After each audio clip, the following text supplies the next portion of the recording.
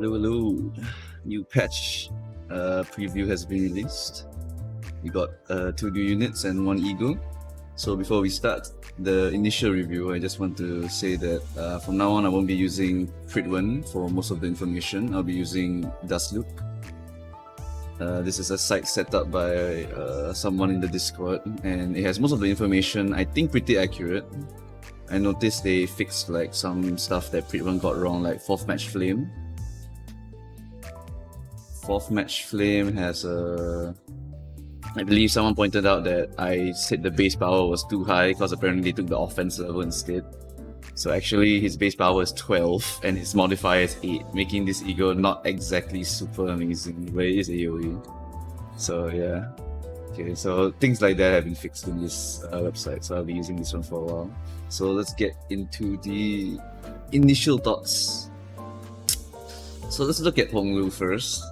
They did a little oopsie and apparently only put warm up with 1 coin, but it actually has 2 coins.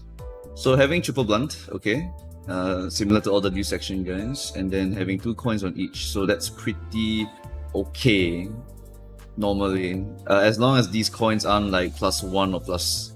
Actually, yeah, just +1s. As long as they're not like +1s like assaults, then they'll be fine. When you use heal SP, that's great. Helps you to get to the optimal 45 SP, so you can win your clashes more. On hit, inflict burn, okay, that's great.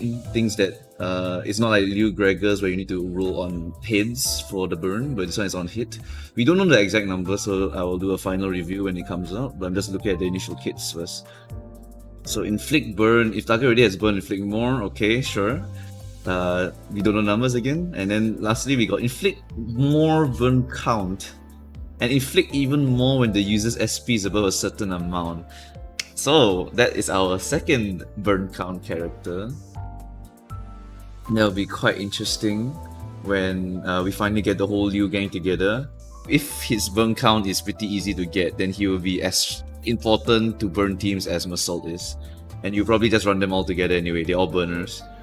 And then lastly, Crimson Blaze Fist is inflicting burn. If target already has burn, inflict burn count. Okay, even more burn count. Amazing. Heal SP, great. On hit, if target has a certain amount of burn count, raise stagger threshold. Raise stagger threshold. Raising is good. It means the enemy is easier to stagger. So this is all really good. This skill actually reminds me of Tieshan Kao from Library of Ruina, which has a really humongous coin power on the second one. But I don't think they can reflect that very well in this game. But it does remind me of that because of the uppercut button. I don't know. But anyway, passive is really good also. Above a certain amount of SP, you inflict more burn count. So looking really spicy already. Looks like going to be a core of all burn teams so far. He doesn't have a unique guard, no text here, so he's probably not a tank. But everything else here kind of shows like he's supposed to be maybe a DPS who supports the burn team. Looking very spicy. Maybe really important actually for the future burn teams. I can't wait to try him. I want to see the actual numbers first though before I say anything. Because things like if these are like +1s, for example, like Liu Gregor's, then they're not super great. Then we need to see the offense level after that, because Liu Gregor has very high offense level but very low coins, and he still is pretty solid as a unit. Okay, so besides Honglu, I mean Honglu looks very promising. Yeah, Honglu looks very promising. Okay, let's look at 7 Section 6 Outis. So she's from 7 Section. 7 Section is known to be Fragility Obligers. They are usually very fast. Usually. 7 Section 6 Yisang has 5 to 8 speed, so that's really fast. Skill 1 is... Okay, so she's very interesting because she has this text that says that enemies always have reduced clash power if they fight against her. So that is a very interesting mechanic. And it's possible that with this, right, that they will reduce the base power and coin power. This is just theoretical, I don't know. But when you have something like this, you might have to lower this. If not, it becomes too strong. Another option is that maybe these skills aren't exactly very high power, so they don't do too much damage. That could be the trade-off for such a powerful effect here. We also need to know the exact amount of reduction that this passive is doing as well. But this is very spicy because clashing is really one of the main ways we're winning our current games now. Chroma fights, mirror dungeons, chapter trees, we are just clashing them down. So this is a very strong skill. It's blunt/blunt, okay.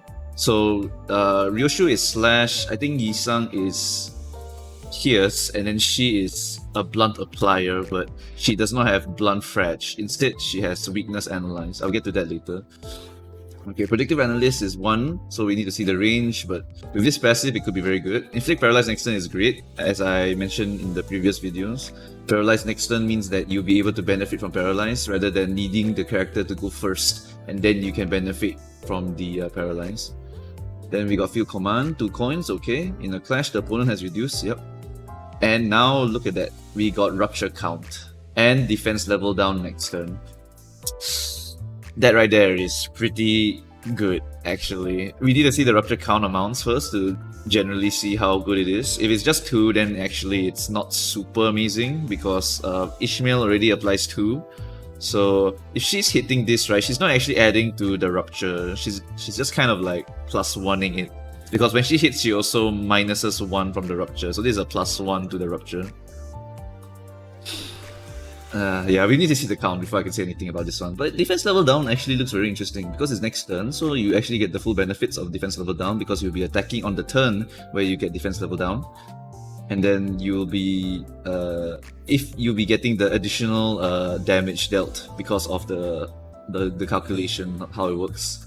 If your offense level is a specific amount, like above this defense level, you will just keep doing more and more damage.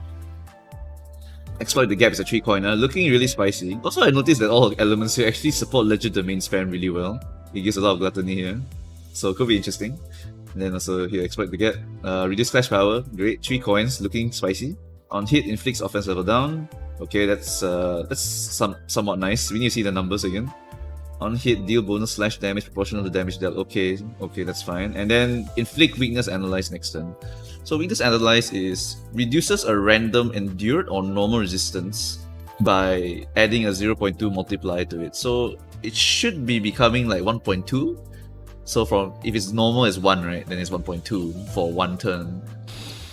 That's quite interesting because if you fight enemies like the Altar of Sacristy guys who have a normal, endured, and resistance like layout, this actually can help you to do a lot more damage to these kind of enemies who have all resistance and no really fatally weak enemies. Library of Ruina had a lot of these enemies in the late game where it was just normal resistance, for example, something like that, and that's an example of the resistance that you would find later in the game. So maybe this could be very interesting for Railway because it will help you damage those that you don't have fatally weak types to. And then this one is when she's hitting a target with weak or fatal, she'll do more. So that's nice, it's weakness exploit basically. And when she uses the defense, she gains haste and defense power up next turn. So interesting. I can't tell if it's defense oriented or offense oriented, but she has very good support stuff. We'll need to see the damage numbers before we can consider anything else, but she's looking really spicy. And then lastly, we have Telepole Faust. She is interesting, but maybe not too interesting. I'll need to see the base numbers before I make final judgment. So let's see. On hit, inflict paralyze. Okay. Faust is not usually very fast. That's the one thing I'll say. Except End Faust. End Faust is pretty fast. But End Faust does not really benefit from the energy gain, the charge count gain from this. And also, she herself does not give envy, so she cannot charge this ego. So this paralyze is going to be a bit tricky to get to work because most of the other Fausts are pretty slow. Let's look at the W Corp Faust. W Corp Faust has 2 to 4 speed, so if you apply paralyze on 2 speed, that's a rough one. I don't think anyone's going to get the benefit from that one. And then if we look at Telepole Faust, so Yeah, because this is a charge count, so we can only look at W Corp Faust because that's the only one that benefits on charge count. Okay, so on hit she gains charge count, and on hit she applies NV power up and haste to random allies next turn. I don't know the numbers, I don't know how much power up, and I don't know how much haste. So far, right? Okay, the thing is, right, if you look at W Corp Faust, these are all the effects that she applies. She inflicts bind, which is good, and she spends 5 charge to inflict 2 attack power down next turn, and inflicts 3 paralyze. Once again, the problem is that paralyze has to be applied fast. Or it has to be next turn, because if it's not next turn, then the paralyze is just going to get wasted. Because it needs the next person after this character needs to hit the guy in order to get the benefits of paralyze. So let's say Faust 2 to 4 speed, then maybe Mariachi, who's also 2 to 3 speed, goes after. Then Mariachi will get the benefit. So it really limits the team building around this one. Okay, so let's ignore the paralyze maybe. We just look at the actually like decent statuses like bind and attack down. These are honestly not too bad. These are not too bad statuses to be applying with charge count. Attack power down is very significant, helps a lot of people win the clashes, and it's next turn, so it doesn't suffer the same problem as the paralyze. And then bind next turn is also really good because it lets you get a speed agency on the enemy next turn. So looks interesting, but if you compare this to Dawn's Ego, where it also provides AoE charge count gain, I don't see a world where you want to spend Ego on Telepole just to activate this. Why not just use the skill one and then let Dawn give her a little bit more charge so she can actually apply these effects? Right now, I don't know if you'll be willing to pay for this. Unless the base power is really high maybe. Then it will just guaranteed win any clash, for example. And it only costs maybe 5. Then I could see myself using it. Or this hit effect here needs to be very good. If this hit effect here is very good, then we could use it. And then, if you look at the adaptive release, while this unit has charge, you deal more damage based on charge count, and your skills spend less charge count. So that technically lets you apply more of these, and you deal more damage with this. It's interesting. It's not as universally amazing as Dawn's, because it's more of a selfish ego, where you want to charge yourself, and then you get all the benefits of the charge. Maybe it could make W Faust into an actual DPS because of this passive. But we will have to actually do some testing when it's actually released. Okay, well, let's look at the indiscriminate though. Indiscriminate, because overclocks are coming, right? So we got inflict paralyze, same problem as here. Gain charge count, same as here. Tail hit. Inflict paralyze and bind on random units next turn. So assuming that the overclock makes it so there's all enemies, this is not too bad. Because next turn, and paralyze and bind are pretty decent. Yeah. So far this ego is really on the fence for me. I think it will be strong though. I think it will be strong, but maybe not core.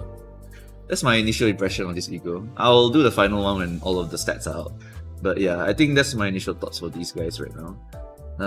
Looking spicy, looking real spicy, and looking alright. And I think that's all for this initial thoughts. Thank you all for watching.